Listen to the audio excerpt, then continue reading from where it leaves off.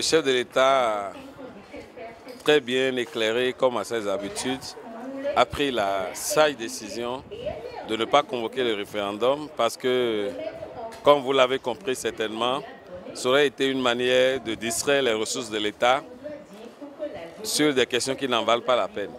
Et comme il a réaffirmé, les questions qui ont été évoquées par les députés qui sont à l'initiative de cette proposition de loi et modificatrice de la loi fondamentale ont posé des problèmes pertinents que personne n'a contesté jusqu'ici. Donc il suffisait que les députés, déjà à leur niveau, prennent cette responsabilité de réviser ou de modifier la proposition qui leur a été faite pour permettre au Bénin d'avancer sur ces questions qui nous ont bloqués, qui ont représenté des blocages pour le Bénin jusqu'ici. Mais c'est louable, et d'une part que il se dit qu'il ne veut pas faire dépenser le pays pour de n'importe quoi, et que le peuple, que lui, il a jugé que le peuple n'a pas suffisamment de moyens pour y faire face. C'est pourquoi il est en train de renoncer. Et pour y faire face au référendum. Et il sait que, on sait que notre président, c'est un hyper intelligent. Il a déjà fait les calculs et il sait que, à l'allure où les choses vont, si jamais il rentre dans ça là, le peuple va lui dire non. Le peuple va lui dire non. C'est pourquoi il a cherché des... en tout cas, il a débalancé les faits pour dire qu'il a renoncé à ça. En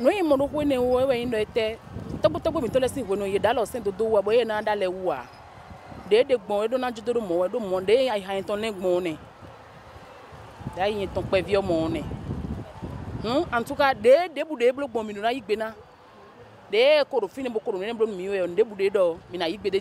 je vais apprécier cette décision. Pourquoi? Ça va aussi un peu faire d'économie à l'État. Parce que organiser les référendums, avoir surtout le slogan qu'on crie maintenant, il n'y a pas d'argent. Il n'y a pas d'argent. Chaque fois, on parle du panier du ménager. Voilà, dans ce temps encore, on va encore organiser les référendums. Je pense que vraiment, le chef d'État, il a bien pensé. C'est une décision salutaire. Oui.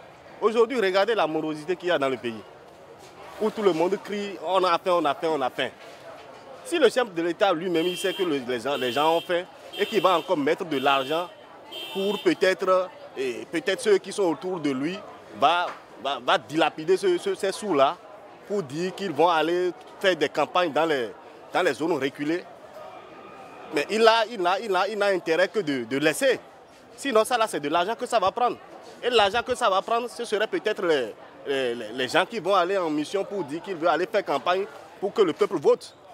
Alors que, littéralement, le chef de l'État sait que c'est des gens qui vont lui mentir, qui vont lui prendre de l'argent pour dire que le peuple a adhéré ça. Et que, les résultats, on sait ce que ça devait être. C'est pourquoi, stratégiquement, moi j'ai vu que stratégiquement, le président a refusé pour prendre l'argent là, pour faire autre chose, pour le peuple.